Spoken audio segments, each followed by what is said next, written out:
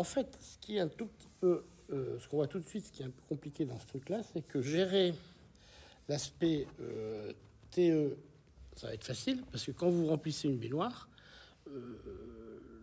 quelle que soit la hauteur, puisque c'est le robinet qui le remplit. Par contre, le problème, il va être sur la partie vidage, parce qu'un robinet, quand vous le videz, hein, quand un trou, quand vous le videz, au début, ça s'écoule vite, parce que vous avez beaucoup d'eau en dessus, donc ça appuie très fort, et à la fin, ça se vide très lentement. Alors ça, vous en avez une expérience quotidienne, puisque à la fin, en général, vous avez tous remarqué que pour finir la baignoire au fond, ça met des heures pour sortir le dernier truc de la baignoire qui est au fond. Donc ça, c'est une des choses qu'il va falloir prendre en compte. D'accord. Donc, voilà, ça c'est là qu'on voit qu'il y aura le problème. D'accord. Alors, la première chose à faire, c'est simplement d'écrire que quand on est à l'équilibre, d'accord, le débit en entrée, enfin, en haut, est égal au débit qui sort. Ça, c'est évident. Débit qui est là. C'est égal au débit qui sort. C'est le débit qui est là. Bah oui, si on est à l'équilibre. Enfin, le QS, si on l'appelle QS, le débit. Faites attention aux notations, il faut bien prendre les mêmes notations. QH égale QS. C'est l'appli QH. Ouais, QS est là et QH. Alors en fait, ce que vous voyez tout à fait, le problème, vous pouvez voir le problème de la façon suivante. Là, je suis avec ma baignoire. Parce que c'est moi ce qu'il écrit maintenant. Il y a quand même un truc qui écrit.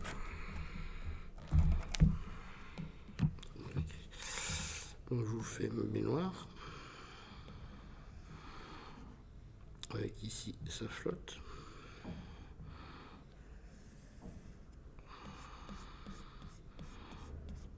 Voici le robinet. Donc il dit qu'on a ici QE, ici QS. D'accord. Que donc le temps c'est TE pour partir, pour remplir de 0 à H, et TS pour vider de H à 0. Alors, ce qui se passe, c'est que, imaginez le truc, en fait, le problème, il est assez simple. C'est que maintenant, vous pouvez imaginer que on commence à remplir la baignoire. Au début, comme le débit de sortie est très faible, l'eau va monter, parce que les herpès avec lui. Ça monte, ça monte, ça monte, ça monte, ça monte. Plus ça monte, plus le débit en sortie devient fort, parce que j'ai de l'eau en dessus. Et à un moment, le débit de sortie va devenir plus fort, aussi fort que le débit à l'entrée. Et à ce moment-là, ça arrête de monter le niveau d'eau. D'accord ? Donc, vous pouvez imaginer, par exemple, que vous avez ici, quand je trace en fonction du temps, si vous voulez, temps de remplissage, je vais tracer QE et QS. QS, je vais le mettre en vert, par exemple. Alors, je ne sais pas quelle forme ça va avoir, hein, ça c'est très compliqué, mais QE, ça va être une constante. Mais QS, il va avoir une forme, alors je ne sais pas du tout quelle forme il va avoir. Je crois que c'est plutôt une racine carrée, en fait. Racine carrée, oui. C'est pas très grave, ça. Il y a un point ici, où les deux sont à l'équilibre. D'accord. Par contre, la question, c'est est-ce que quand j'arrive à ce point-là, quand je suis à ce point-là, est-ce que si je mets sur une autre échelle, parce que je peux mettre sur une autre échelle ici,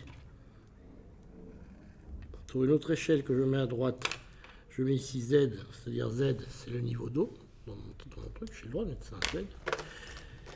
Et je vais mettre ici, par exemple, le H, c'est-à-dire le niveau de ma baignoire. Quand j'arrive ici, donc le niveau de la baignoire, lui, il grimpe. Alors c'est un peu compliqué comment il va grimper aussi, on ne sait pas trop, hein, si vous voulez, comment il va grimper. Mais est-ce que quand j'arrive ici, est-ce qu'on est plus haut ou plus bas que Z? C'est ça la question. Est-ce que ce point-là, il serait au-dessus de la baignoire, virtuellement, dans quel cas la baignoire déborde, hein. Quand je remplis. Si l'équilibre il est atteint là, ben, ça déborde avant d'atteindre l'équilibre. Ou est-ce que l'équilibre il est atteint là, quel cas je suis bien à l'équilibre. D'accord. Okay, ouais. C'est ça le problème. Donc le premier point important qu'on écrit, c'est QE égale QS à l'équilibre. Donc ça c'est l'équilibre. On cherche le point d'équilibre. Là-dessus, on n'a pas écrit grand-chose. Alors maintenant, vous allez essayer de m'écrire quelque chose en fonction du débit massique. On va regarder que le QE pour l'instant. Et vous allez essayer de m'écrire quelque chose en fonction du débit massique dans la baignoire. Donc du DM sur des Z. Ah oui.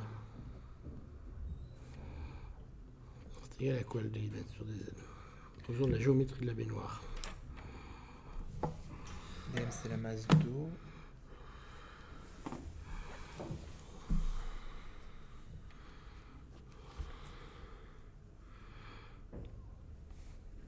Il faut peut-être rajouter un peu des choses sur votre dessin pour que vous voyez bien sur la géométrie de la baignoire.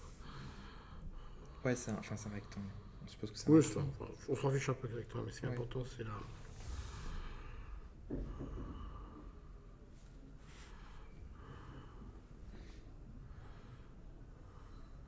Ah, c'est en 3D? Ou rien à voir? Oui, c'est en 3D, Oui, mais effectivement.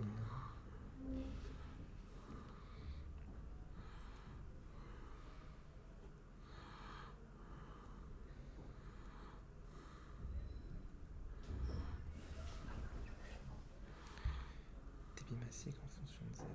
Ça, en fait, ça représente quoi? Ça représente la masse d'eau. Qui rentre par Qui rentre. par unité de temps. Ah, Z, c'est le temps. Non, DT, pardon, c'était un DT. DT. Oui, donc, ok, un débit, oui, d'accord. En fait, tout ce que je voudrais, c'est que vous remplaciez. C'est tout bête, hein, je veux remplacer le débit massique par quelque chose de géométrique en faisant intervenir la masse volumique de l'eau. C'est tout bête. Ah! Voilà, et tu peux remplacer ça par. Voilà, dV sur dt, voilà, c'est ça. Et donc maintenant, le dρ dv, vous pouvez en faire quoi? Voilà, vous écrivez ça. Et dv sur dt, vous pouvez l'écrire comment? E. Non. Non, vous pouvez faire encore un petit changement. Là, il faut que vous introduisiez des paramètres sur votre baignoire. Du coup, il faut un volume. Ah, c'est. Non, c'est pas une surface. Si vous allez avoir une surface quelque part.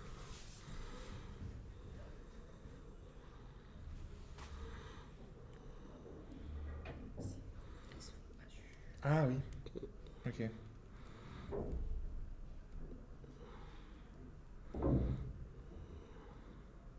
Des quoi? Des H? Des sur dt. Ok, parfait. Ça, c'est. Voilà, une surface. Et c'est égal à quoi par rapport à QE? C'est-à-dire c'est égal à quoi par rapport à On Q? peut aussi l'exprimer en fonction de QE, ça.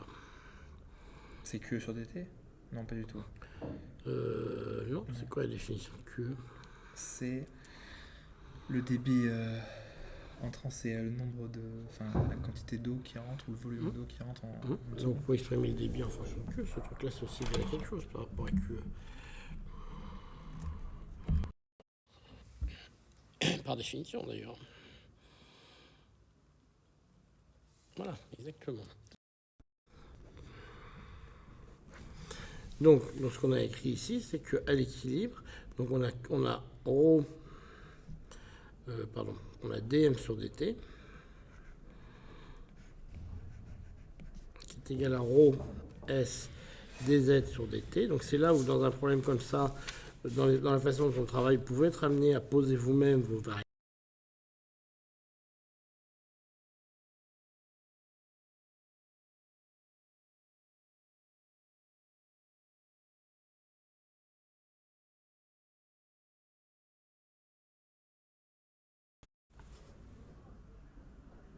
Une infinitésimale ici, dz, et puis vous avez ρ, donc ρ qui est la densité de l'eau.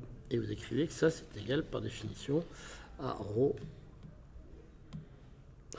fois QE.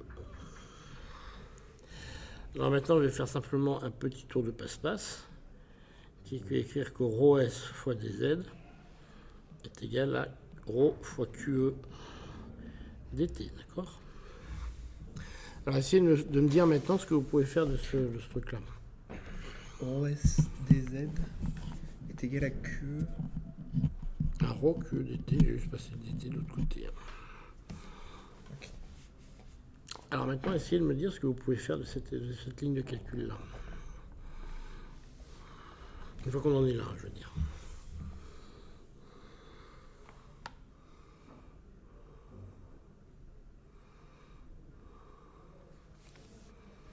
Une fois qu'on a ça... Bon, une chose simple, on peut déjà simplifier les roues. Hein. C'est facile. Oui, ça, oui, ok. Ça ne mange pas de pain. Donc, il nous reste finalement que, S des Z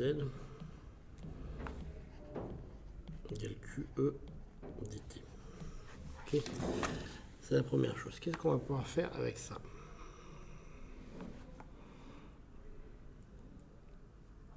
Ah, oui, déterminer le temps. Enfin, le Ouais. Alors temps, comment ok. on peut intégrer ces expressions-là?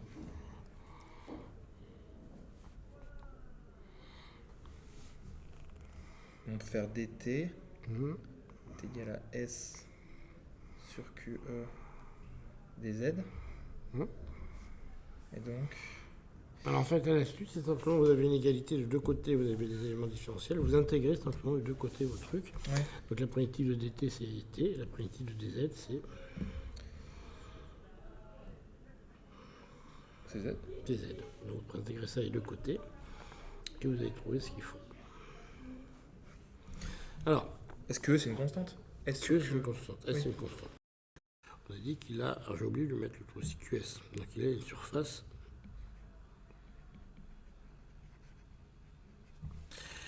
Vous finalement que S, alors là c'est pas exactement comme vous l'avez fait, il faut dire que S fois Z, faut que je dise dans l'ordre, pris entre 0, alors là les variables sont importantes parce que ce que vous connaissez comme variable c'est 0 et TE. C'est-à-dire que vous savez qu'intégrer entre 0 et TE, ça vous fait, c'est quoi l'autre côté, c'est QE fois T, non, oui c'est ça, non, là c'est entre 0 et H, pardon. C'est égal à 0, QE entre 0, QE fois T intégré entre 0 et TE. Est-ce que c'est ça? C'est bien ça qui est écrit. Donc vous trouvez que S fois H égale QE fois TE. Okay, donc ça c'est un petit peu limite pour votre niveau, hein, mais je vous dis quand même, ça s'intègre comme ça, c'est bazar. Okay. Ah non, si c'est pas ici. Oui, si c'est pas... Si, si. Faut juste penser aux bornes ici et ici. Oui, c'est 0, 0. Ouais, ok, oui, d'accord. Non, ok, Bien si, penser si. entre les bornes. Bien, maintenant, essayez de me faire la même chose avec QS. Ah oui, ah oui. Et là, je me rappelle que c'était beaucoup plus, enfin, que c'était beaucoup plus compliqué.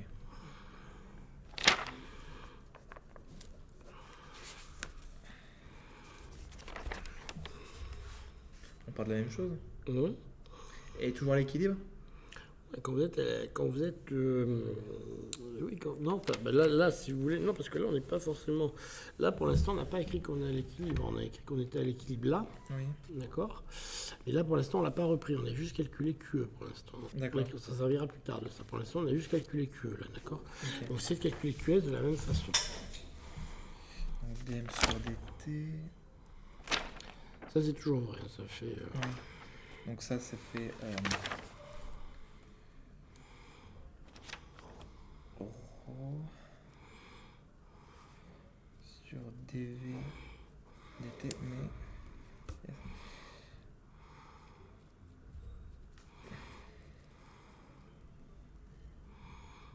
ah, mais ça va être là que ça va changer.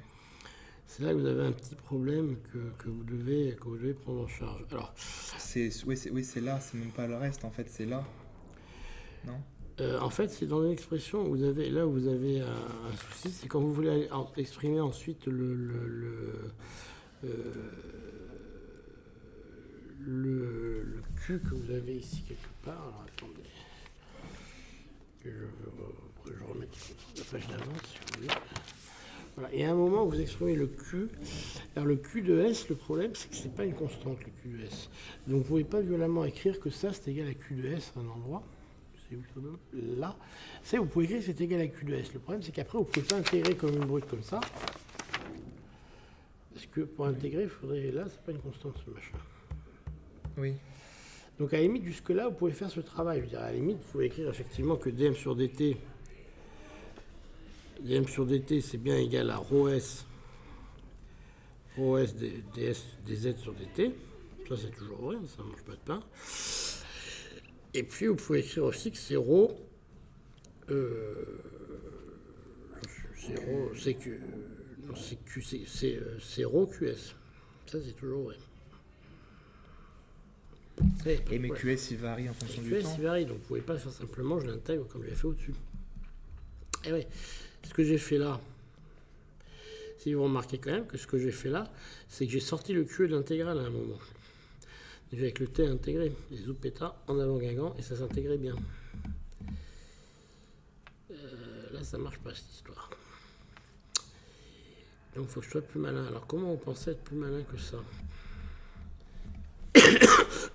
C'est quoi la définition du débit par définition? C'est un volume par un temps. Enfin, c'est ouais, alors une si j'ai une quantité plaque, de... si j'ai une plaque comme ça là, une surface S, puis ça arrive avec une vitesse V ici. La définition du débit c'est Q est égal à ça, peut-être que vous ne savez pas, c'est V fois S. D'accord? La vitesse fois la surface? Ouais, c'est le débit ça. Non, ça j'ai pas fait. Alors le débit massif, il faut remultiplier par ρ, évidemment. Alors maintenant, si vous regardez votre petit dessin là que vous avez au début,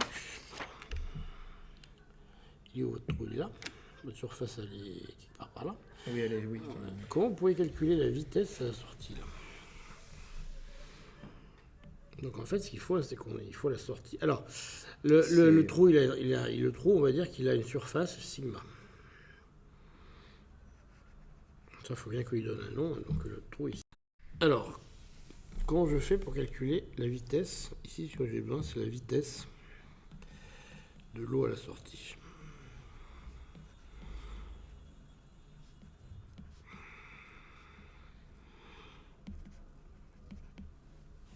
Voilà.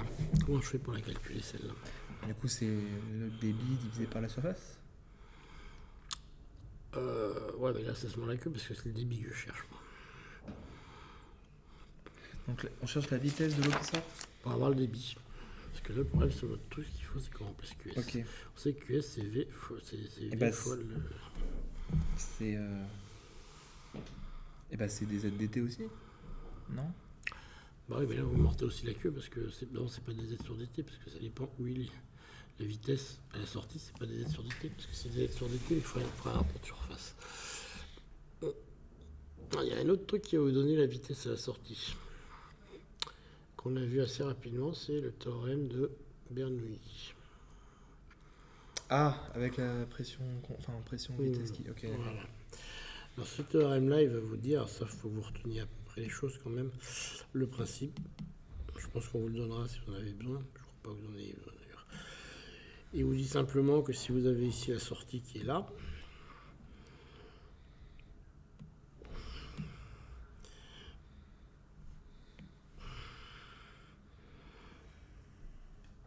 la sortie qui est là,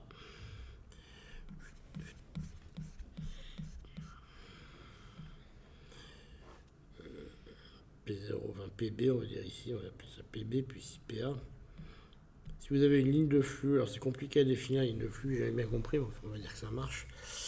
En gros, ça veut dire que si vous mettez un bout de papier, il va aller de là à là. S'il n'y a pas de tourbillon entre les deux, c'est à peu près ça l'idée. Vous avez P plus 1,5 de ρ V carré plus ρ GH,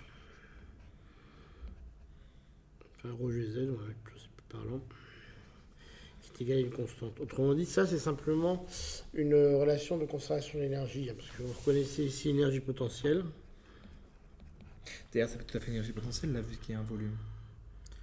Pas de volume, c'est la masse volumique et un G et un Z. Mais du coup, à la fin, il reste pas... Ça fait pas des joules, vu qu'il y a un volume, là. C'est pas une masse, ça. Oui, parce que ça a été divisé par un volume, oui. C'est une densité d'énergie potentielle, si vous voulez. Ah, ouais, d'accord, ok. Ça, c'est une densité d'énergie cinétique. Et la pression, c'est aussi une énergie, parce qu'en fait, c'est une densité d'énergie aussi, parce que ça revient, si vous voulez, quand vous avez une pression, la pression revient, est due à quoi? Est due au fait que vous avez des molécules dans votre gaz qui vont à une vitesse aléatoire, qui viennent taper sur les parois. C'est ce mouvement aléatoire, vous imaginez qu'il y a plein de petits stylos comme ça qui bougent dans tous les sens, et de façon aléatoire, ils viennent taper sur ma table. Et en fait, c'est cette force-là qui vient faire la pression, la force sur la table. Si j'intègre toutes les directions dans l'espace avec une énergie donnée, ils viennent taper sur la table. Et quand je chauffe, ils viennent de plus en plus vite. Et en fait, c'est pour ça que la pression, c'est l'énergie de mes petits stylos qui viennent taper sur ma table. Donc la pression, c'est bien une densité d'énergie de mes petits stylos. C'est pour ça que les trois quantités-là sont trois énergies, c'est la conservation de ces trois énergies qui expriment le théorème de Bernoulli. D'accord ? Et c'est pour ça que vous avez un truc qui est assez contre-intuitif, c'est que quand la pression, quand la vitesse accélère, la pression baisse. Parce que pour augmenter l'énergie cinétique, il faut baisser la pression interne. L'énergie interne, c'est la pression pour pouvoir augmenter l'énergie cinétique. Donc quand ça va plus vite, ça baisse. D'accord ? Oui, ça, c'est pas très... Oui. C'est pas très intuitif, mais c'est comme ça. On s'imagine toujours que quand j'ai beaucoup de vitesse, j'ai beaucoup de pression, mais non, quand j'ai beaucoup de vitesse, la pression a baissé en fait. D'accord ? Donc si j'applique ce théorème de Bernoulli, je peux simplement écrire que ils sont là et là. Ils veulent quoi ?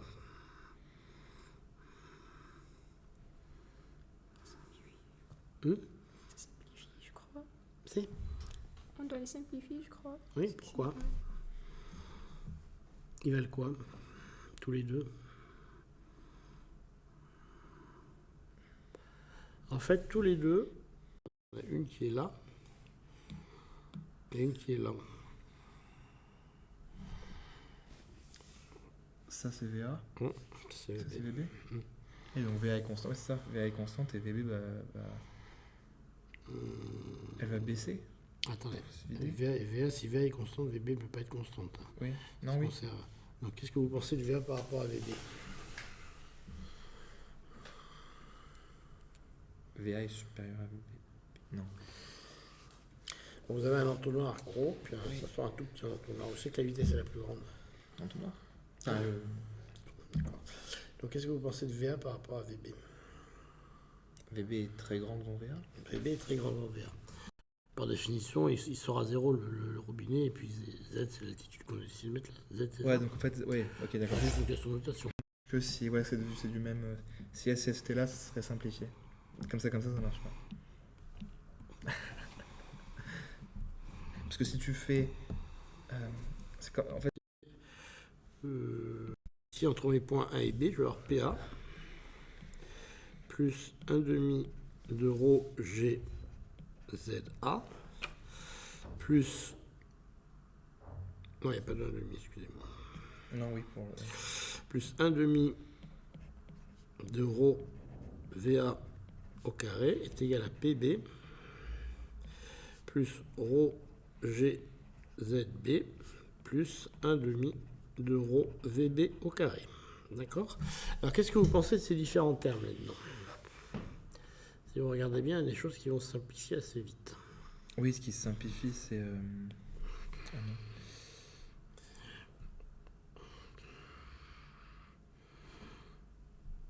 Alors, qu'est-ce qu'on peut dire par exemple de PA et PB ? Mademoiselle. Eh bien, ils sont. Allez, dites-moi votre avis sur PA et PB.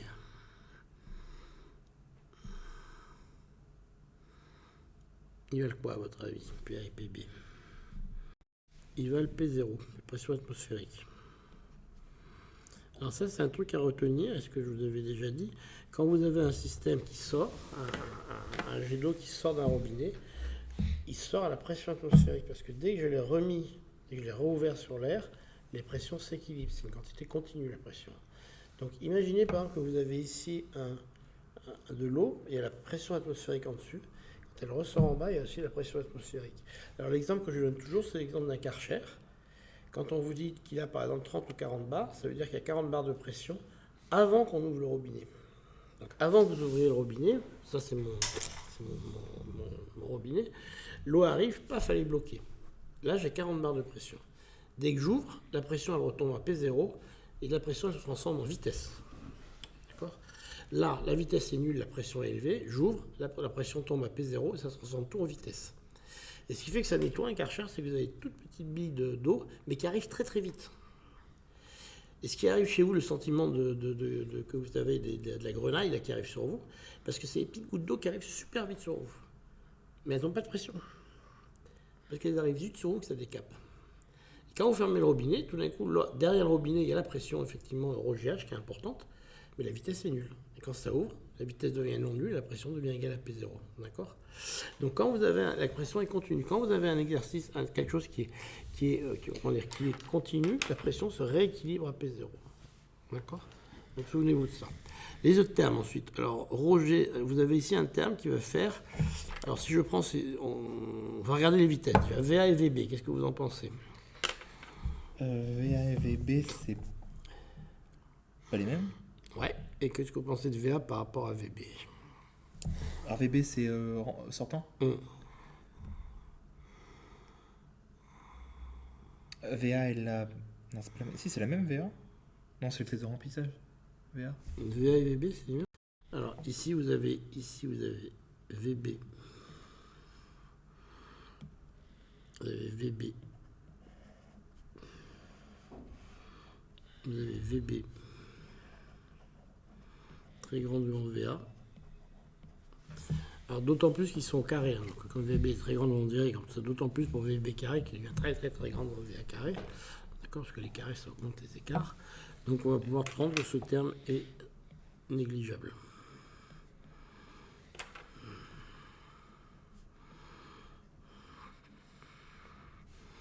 Maintenant, on va prendre ces trois termes-là. Boum. ZA moins ZB, ça vaut quoi ? Ben, ça vaut, on va dire que ça vaut Z. D'accord ? Ce qu'on va mettre par essence, on va mettre ZB est égal à 0. Okay. Allez, vous prenez tout ça, vous le remettez dans notre équation que vous avez reçue. ZA moins ZB. On va dire que c'est Z, hein, par définition, c'est notre... Hop. ZA moins ZB, vous voyez, c'est... Okay. Allez, vous prenez tout ça, vous le remettez dans l'équation qui est au-dessus. Ça, pas ça. Il y aurait ça, ça et ça. ZB égale à 0, vous dites ? Oui, le robinet, on dit qu'il prend à l'origine, mais tout en bas. VA. Ok. Donc ça, c'est nul.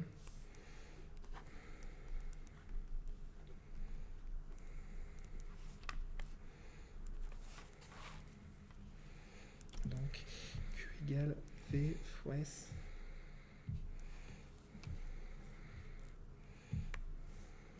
Donc ça, c'est égal à Q.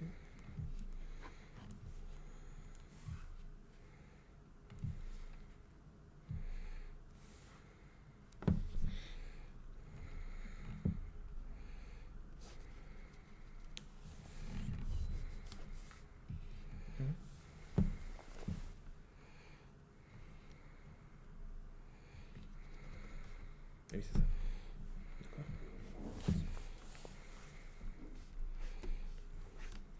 Tac. On a trouvé les deux. Donc Q est égal à la vitesse fois la... Il y a un rond qui traîne aussi, un point de mastic. Ok. Donc si on doit le réinjecter là-dedans, par rapport à ça, c'est-à-dire que ça, c'est égal à racine de 2GZA. Ah,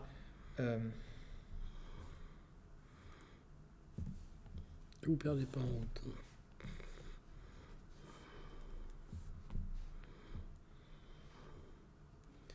c'est racine de DZ sur DT. Non. Et si vous pouvez me l'écrire proprement, ça vous éviterait de vous planter.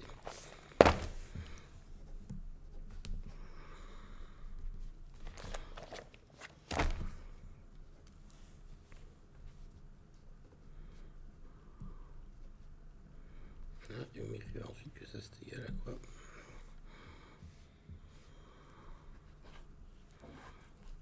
À rond fois Q.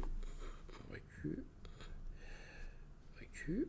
Et ça c'est égal à ρ fois V fois sigma. Sigma c'est la surface du truc, hein, du bouchon. C'est un sigma ça ? Non, c'est la surface. Un sigma. Ah, la surface du bouchon, oui, d'accord, ok. Sigma fois la vitesse en bas, d'accord ?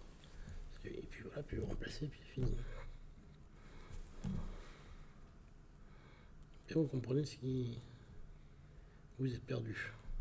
Oui, je comprends pas pourquoi ça. Hmm. Et ça, pourquoi c'est différent? Ça et quoi? La surface qu'il y a là. Parce que là, vous avez la surface. C'est la surface en haut du liquide qui est en train de baisser. Ok, oui. Là, c'est la définition du débit. Il n'a rien à voir, c'est le débit au niveau du bouchon. D'où la surface, d'accord. D'où la surface du bouchon qui intervient ici. Ok, C'est le débit QS là, qui intervient. d'accord. Donc on a S et Z sur dt est égal à sigma fois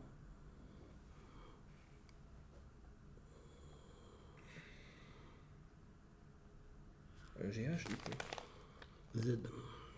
Alors Z, alors oui. Oui, donc oui, c'est H en fait. Non, c'est Z. H, c'est une altitude bien précise. Oui, ok, oui, ok. D'accord. Mais du coup, Z vu qu'elle change, c'est. Pour l'instant, c'est Z, justement. Et vous avez oublié un ρ. Ah non, vous avez simplifié les ρ, ok. Non, j'ai simplifié les. Oui. D'accord. Bon, c'est ça qui fait l'arrivée.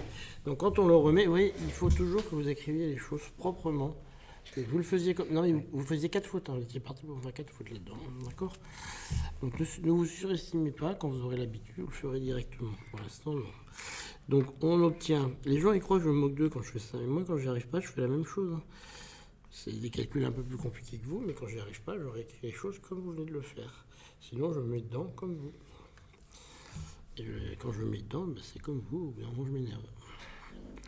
Donc je l'ai réécrit comme vous venez de vous faire. Au bout de 3 fois, je trouve pas le bon résultat, je fais comme vous. Donc en fait, je devrais le faire le premier coup, donc je me fais les mêmes reproches que je fais à vous. Donc dm c'est égal à ρ fois S dz sur dt, d'accord? Ce qui est égal à QS fois ρ, c'est égal à ρ fois, alors sigma V, d'accord? Et là, on a obtenu qu'il nous reste finalement que 1 demi de ρ V au carré est égal à quoi? Qu'est-ce qu'il nous restait? Est égal à ρ GZ. D'accord? Donc ça vous fait que V est égal à ρ GZ avec une racine.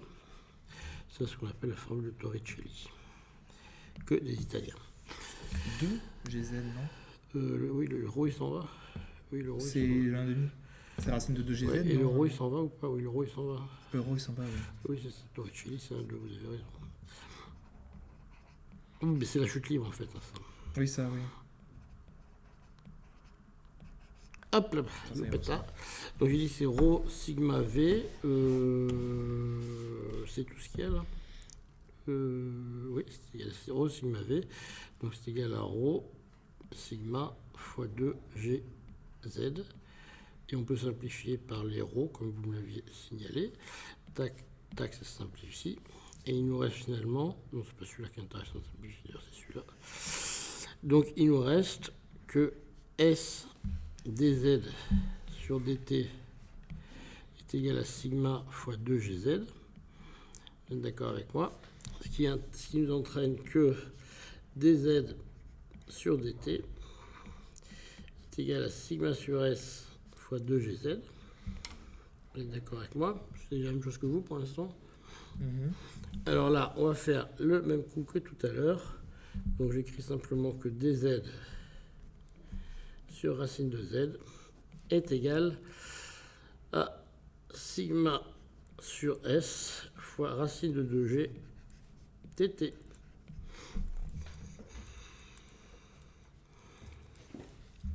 Voilà. Et maintenant, je vous laisse au bon soin d'intégrer ce truc. C'est à peu près ce qu'on vous demande à notre niveau. Le niveau maximal, c'est ça. Donc, quand vous intégrez ça, ça fait 2 racine de z. Pris, alors, c'est ça où les intégrales comptent. Pris entre 0 et h. C'est égal à sigma sur s fois racine de 2g fois t pris entre 0 et ts. D'accord? Et vous obtenez que 2 racine de h est égal à sigma sur s 2g fois ts. Ok. Alors, si vous remettez tout ça dans le bon sens, alors, c'est toujours au même moment qu'on change de... On fait sigma sur S, G sur est égal à 1, c'est ça? T'as un.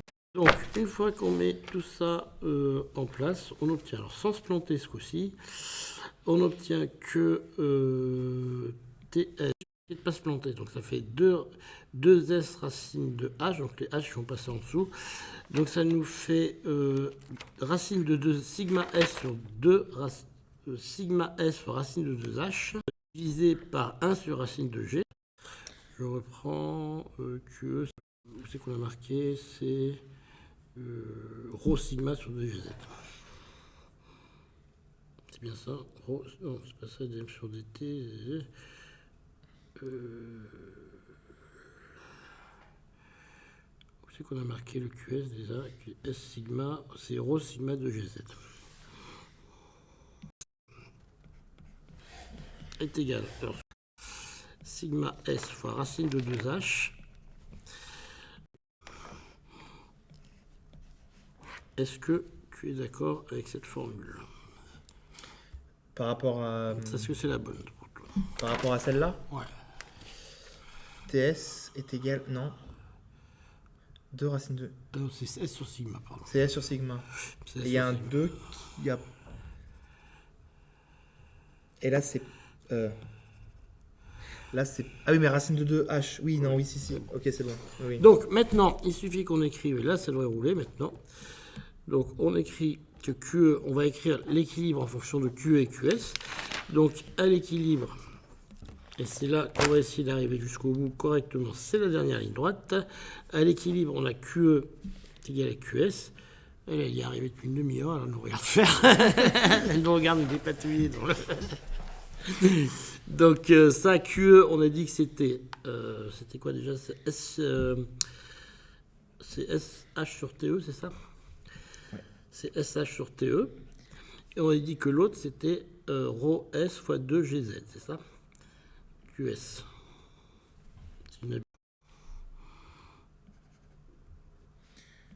Racine de. C'est ρ sigma racine de 2GZ. Eh oui, je Z, oui, pour la l'équilibre. formule de. Ok. Voilà.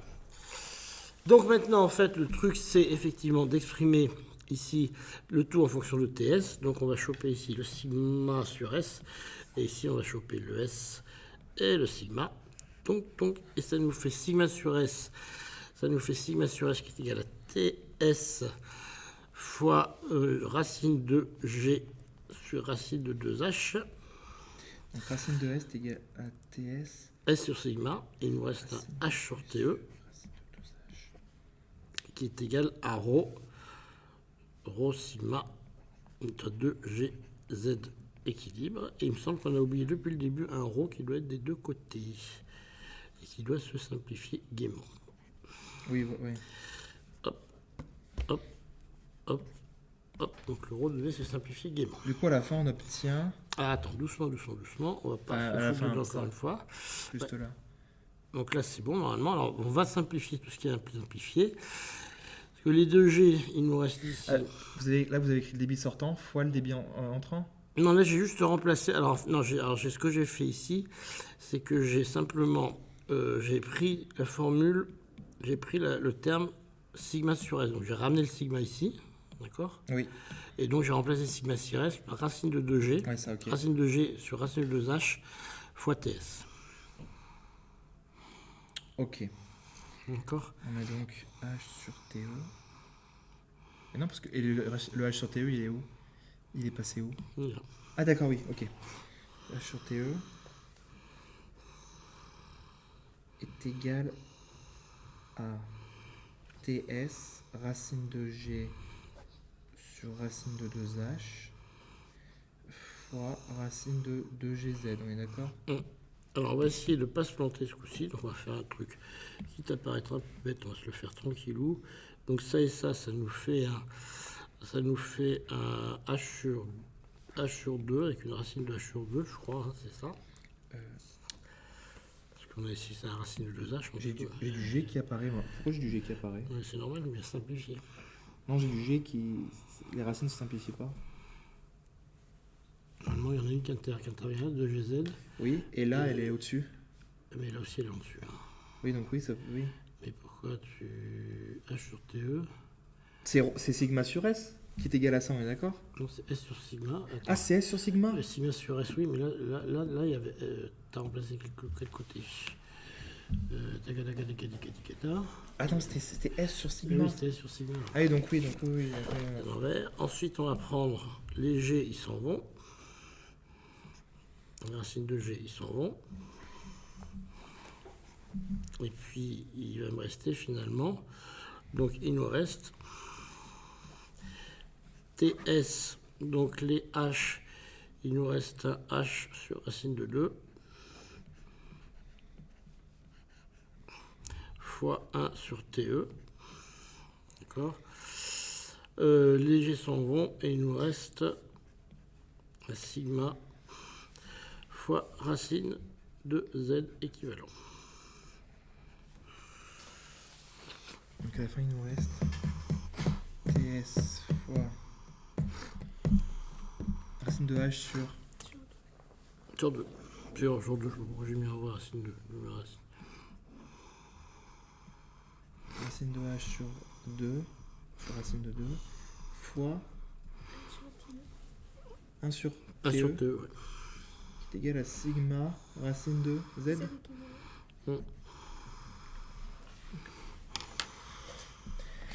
Donc on a ça.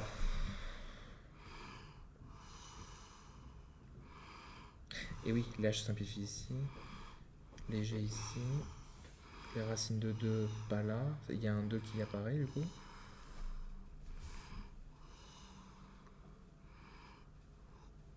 Et donc on trouve finalement que racine de Z équivalent est égal à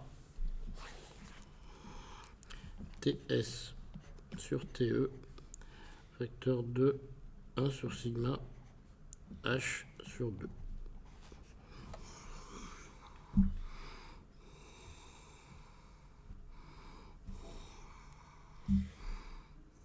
H sur 2 Racine de H sur 2.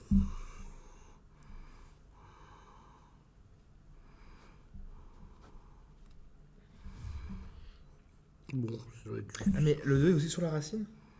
Non? Les deux sur la racine chez moi. Non, parce chez qu'à un moment, moi, il il est se- sur la racine. là, lui et lui, ils se multiplient, non? Alors lui, il simplifie avec lui. J'ai un racine de 2 qui est là, qui simplifie avec le racine. Non, la racine. Non, oui, là, c'est juste. 2 fois 2. Enfin, Ah oui, il n'est pas sous la racine de 2, tu as raison, il n'est pas sous la racine de 2. C'est la racine de H qui est là. Et il y a un 2 sigma qui est là. Voilà. Bon, normalement, on est arrivé à peu près au bout de nos peines quand on a fait ça. bah, La fin est un peu pénible. il nous reste à savoir le... Ah oui, mais le temps que vous nous avez donné, les temps. Ouais, mais le temps, il faut juste regarder après. Ouais. Ce qui m'étonne, c'est qu'on a encore un sigma qui traîne, parce qu'on aurait pu avoir normalement. Pourquoi il nous reste un sigma? Bah on a qu'un à chaque fois, donc c'est normal qu'il en reste un. Mais non, parce qu'on a oublié de l'enlever. On peut l'enlever. Oui, parce que quand on a remplacé ici S par sigma, et on ne devrait pas l'avoir la ligne suivante, puisqu'on l'a remplacé. Parce qu'on a remplacé S par S sur sigma. Ah oui, mais oui. Donc il n'y a pas de raison qu'il y ait un Oui, sigma. donc c'est bon en fait, non? C'est juste Donc, c'est TS. Donc c'est bon. Donc c'est TS sur TE fois racine de Voilà. H sur 2. Voilà. Et en plus, ça devient homogène, c'est du bol. Hein. C'est-à-dire homogène. C'est-à-dire que j'ai bien la racine d'une hauteur qui est homogène avec la racine d'une hauteur. Ah oui. C'est quand même vachement plus sympathique. Et donc en fait, on trouve un truc qui est marrant, c'est que, enfin qui est marrant, qui est quand même logique, c'est-à-dire que ça dépend du temps. Ah non, les temps, c'est un peu, ça veut pas dire grand-chose, mais ça dépend en gros de TE sur TS, donc faudrait regarder comment ça varie, mais ça dépend que du temps qui met à se remplir par rapport au temps qui met à se descendre. Oui, ok. C'est uniquement ça le truc, quoi.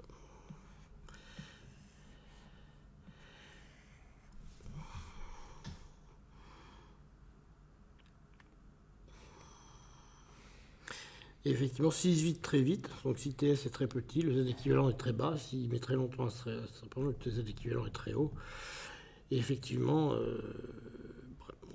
Ça paraît logique. Bon, Oui, ceci plus la est bien. hauteur est grande, plus Ok, ça me plus plaît bien. l'équilibre est grand. Oui, ok. Bon, alors après,